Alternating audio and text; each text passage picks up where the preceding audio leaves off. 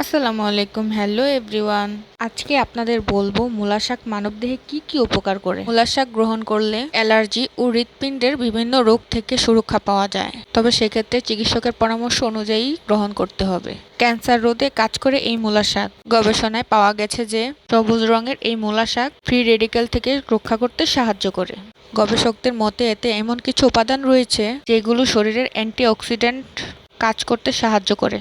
বিভিন্ন ধরনের ক্যান্সারের আক্রমণ থেকে এটি শরীরকে রক্ষা করে। ডায়াবেটিস নিরাময়ে প্রচুর পরিমাণে ভিটামিন সি পাওয়া যায়। এতে molybdenum, potassium, vitamin B complex, folic acid সহ বিভিন্ন উপাদান রয়েছে।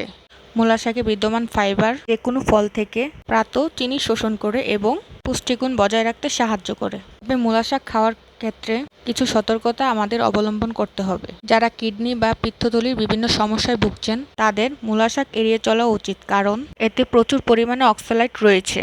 অতিরিক্ত পরিমাণে মূলা শাক গ্রহণ করার ফলে অক্সালেট জমাট বেঁধে বিভিন্ন সমস্যার সৃষ্টি হতে পারে। এছাড়াও ক্যালসিয়াম শোষণের অক্সালেট বাধা সৃষ্টি করতে পারে। অ্যান্টি ক্যান্সার উপাদান সমৃদ্ধ হিসেবে ধরা হয়।